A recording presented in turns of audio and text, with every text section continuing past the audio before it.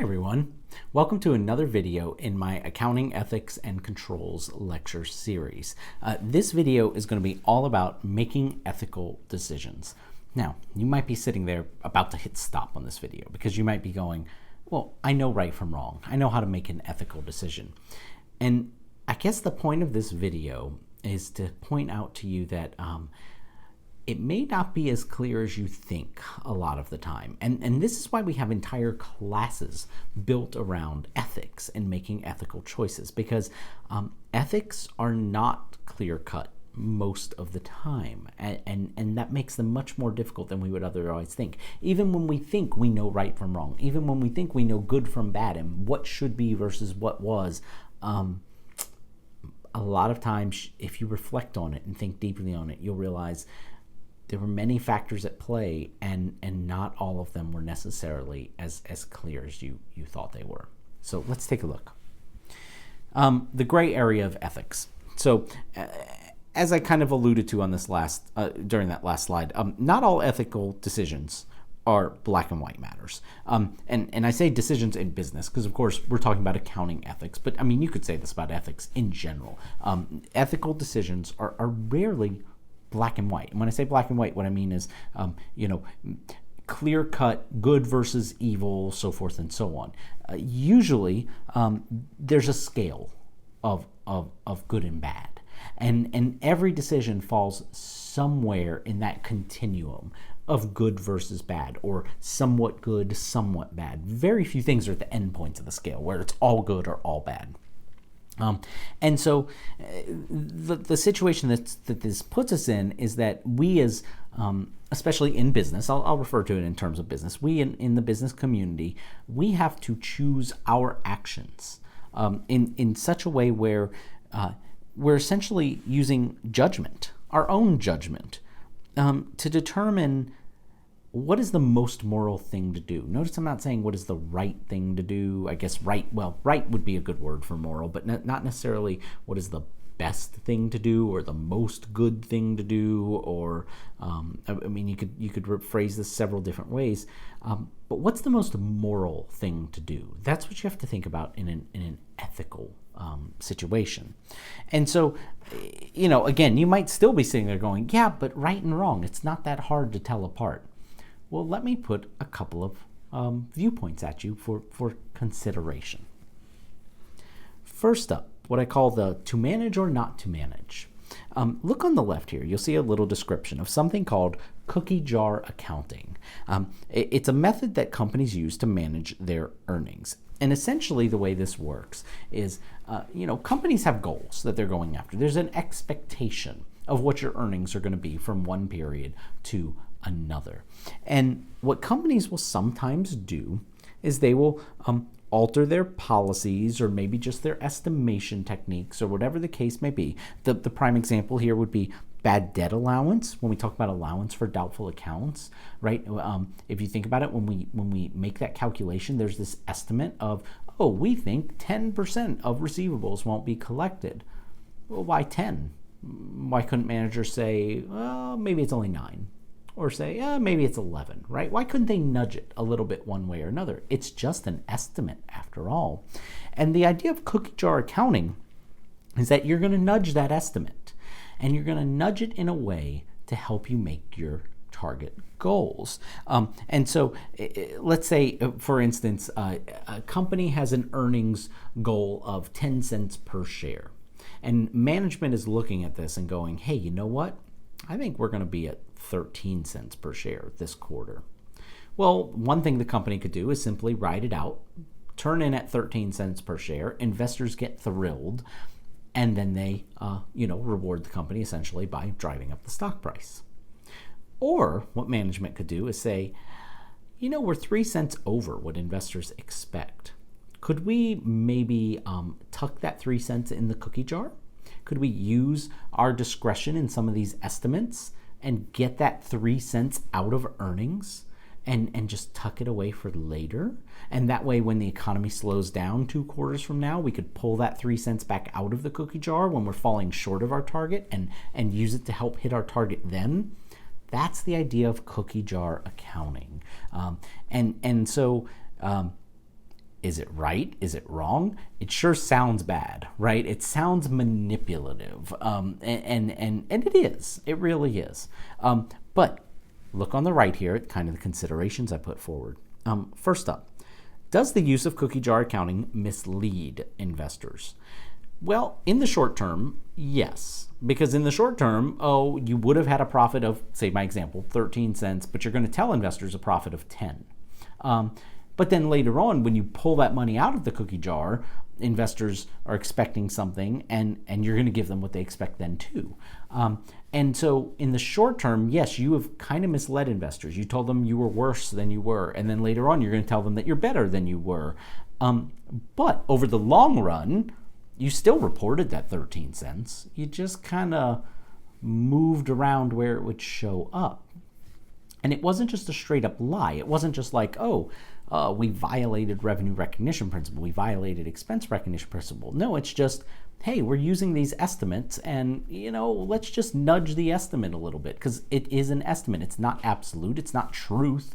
It's just a guess. Well, our guess could be wrong, so let's move it a little bit.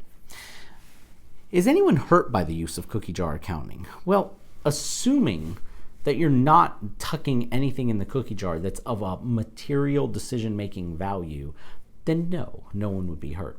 Now, if you're purposely tucking away material information, then yes, now you've crossed a line because now you've literally broken accounting rules, full disclosure principle, that sort of thing.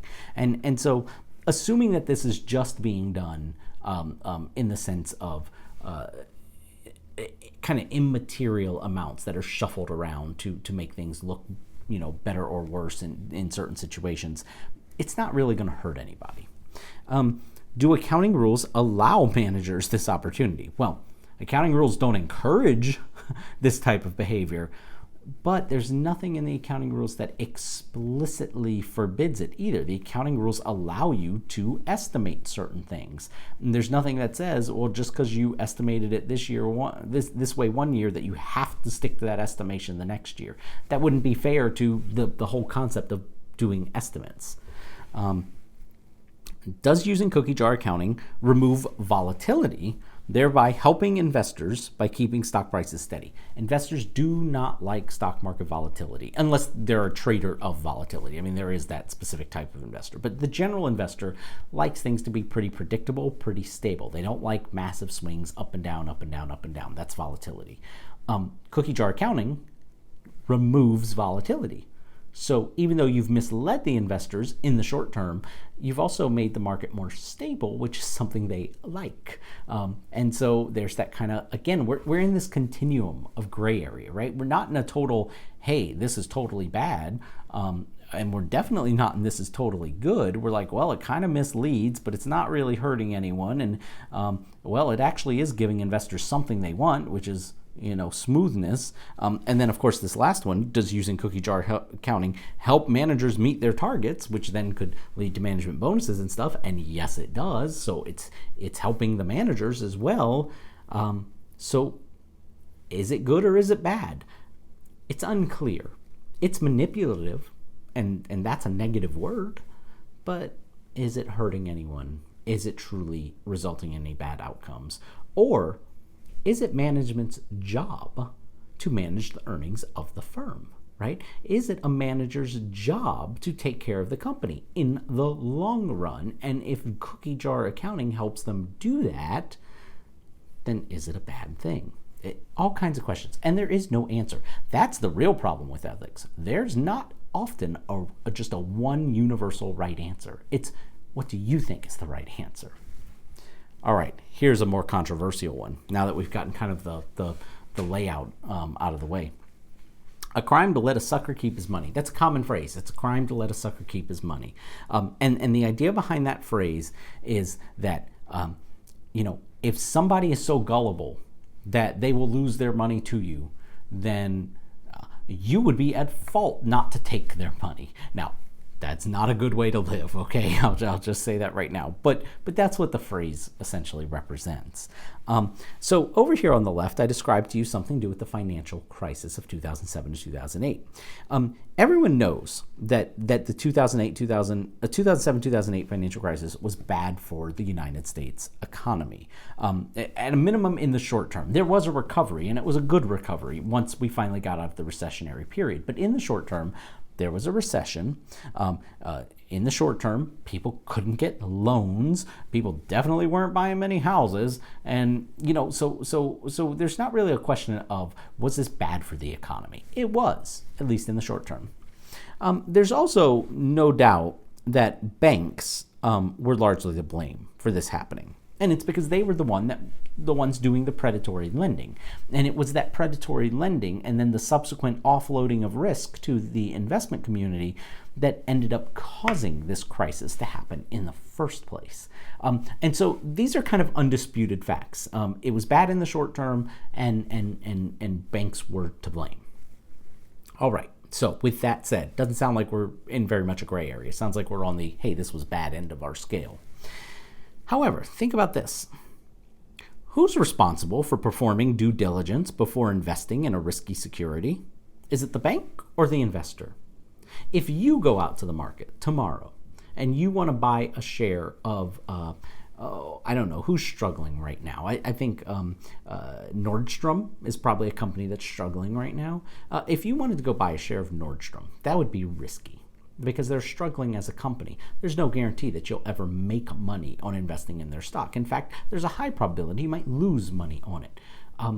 Whose responsibility is it to do their homework on the risk involved? If you're going to go buy a stock of Nordstrom, is Nordstrom supposed to do the homework for you, or do you have to do it yourself? And so put that in the context of the financial crisis. The investors bought the portfolios of loans from the bank.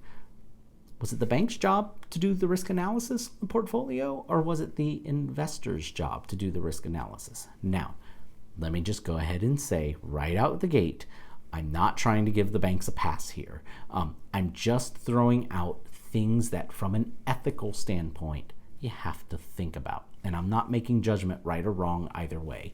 I'm just saying, sometimes you got to think of all the minute details and the bigger picture of what happened. How about this next one? Did existing regulation at the time allow the banks to issue, bundle, and resell subprime loans? Subprime being the ones that went to people that shouldn't have had those loans.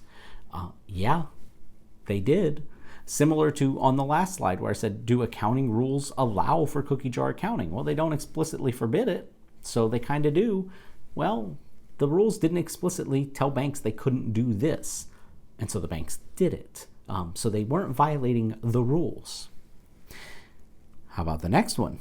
Without the subsequent recession, would the Madoff Ponzi scheme have been discovered? If you joined me for the last video, you know that I mentioned the Madoff Ponzi scheme was the largest Ponzi scheme in history. And the way it finally came to light, because it had been investigated numerous times and never gotten caught, the way it finally came to light was when the markets dried up during the recession following the financial crisis. People wanted their money back from the investment fund, and there was no money to give them, and that's when the whole scheme fell apart. That's when it got discovered.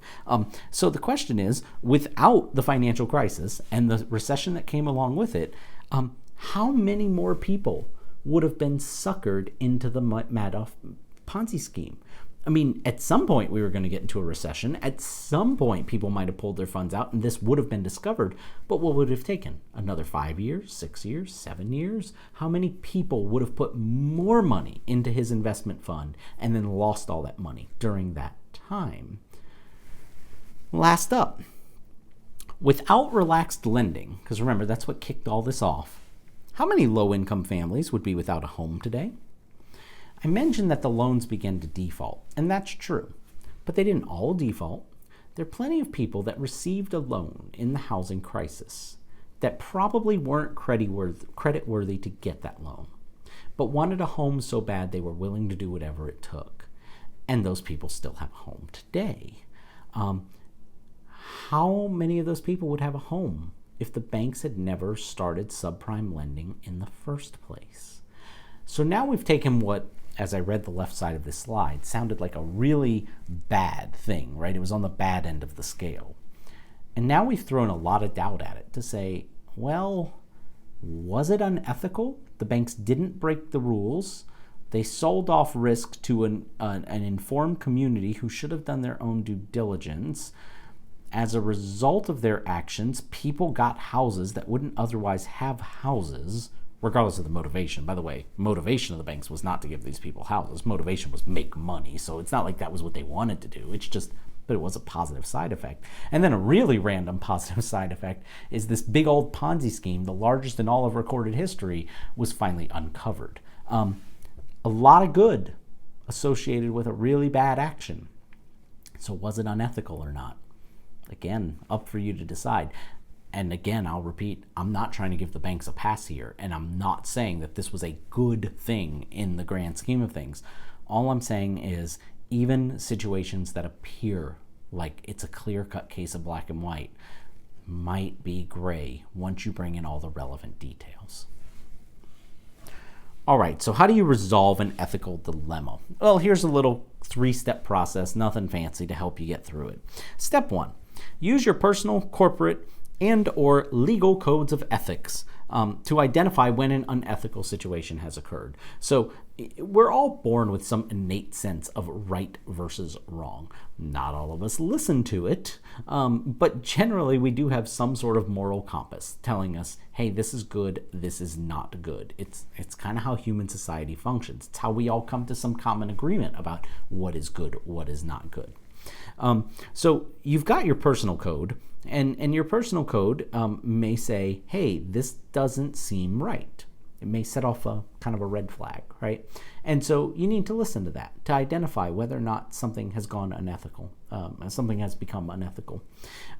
Or if you're working for a company, companies typically have a corporate code of ethics. You might receive it when you start. Or in the case of a student at a university, you have a code of conduct that you're expected to follow as a student. It's got a listed set of rules. If you do something that violates those rules, that's probably an unethical action. And legal, I say legal codes of ethics, but really what I'm talking about is laws. If you break the law, there is a chance that you're doing something unethical. I'm not saying always, not everyone agrees with all the laws that are passed, but there is a possibility you're doing something unethical if you've broken a law. So use these various codes of ethics to essentially identify if something unethical is in process.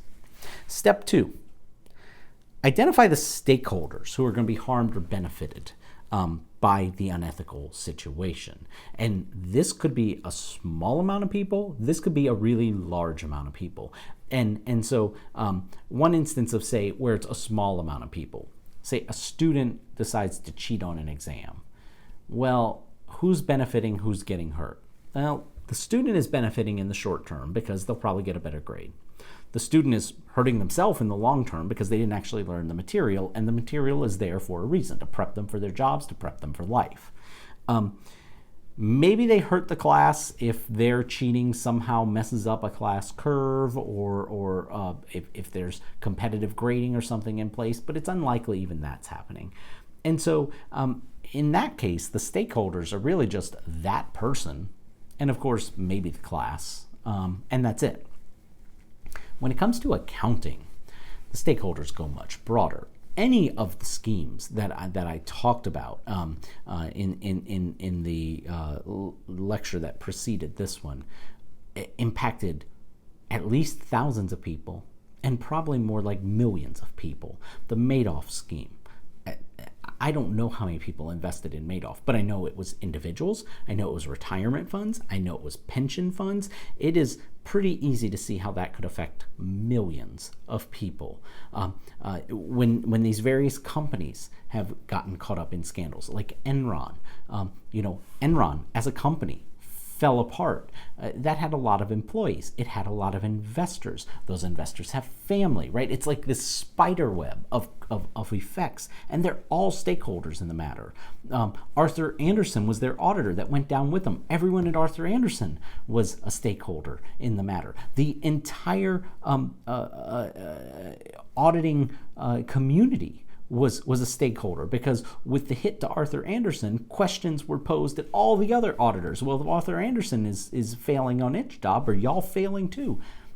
When it comes to accounting, these situations tend to impact a lot of people. But you have to identify who they are. You have to identify who are those stakeholders, who's going to get hurt, who's going to benefit.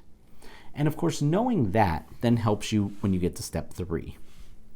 Step 3 is weigh the consequences of the situation, and specifically the outcomes that could happen. Because the whole idea between an unethical situation is you could do the potential unethical action, or you could choose not to do the potential unethical action. Or if someone else is doing it and you've become aware of it, you could choose to report the unethical action or choose not to report the unethical action. And so you have to weigh the pros and cons of, do I do it, do I not do it? And if I do it, who gets hurt? Who gets helped? If I don't do it, who gets hurt? Who gets helped? And at that point, based on that analysis, you decide which outcome is the best one. And notice I have best in quotes, because what does it mean to be best? I think kind of the better way to say this would be most moral, perhaps, like we said earlier. What is best? It doesn't necessarily mean the outcome where everybody makes a ton of money, or the outcome where everybody is in dire straits. It often doesn't mean the outcome where the person that is taking the action is the one who benefits most from it, because that's generally regarded as probably a selfish action. And if it's a matter of ethics, that would suggest that it's probably an unethical action if you're helping just yourself. Now, if you're helping others, then that's more of a sign that, oh, you know what, maybe it's not so unethical, because you're trying to help others in the process. And it's okay if you help yourself along with others. And so these are just the things to think about. And there's never a right answer. It's just a matter of what answer can you justify to yourself? What answer to you makes the most moral sense and is the most fair to all of the stakeholders involved? All right, so that is it for making ethical decisions. In the next video, we will move on to what's known as internal controls over financial reporting.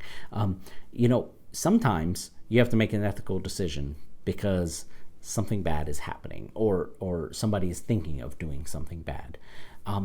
When it comes to accounting, because we've realized how bad things can get when something goes wrong, we try to prevent the bad from happening in the first place. That's what the internal controls are for, and that's the topic of the next video. So I hope you found this one interesting. I hope you join me for that next video, and I hope you have a great day.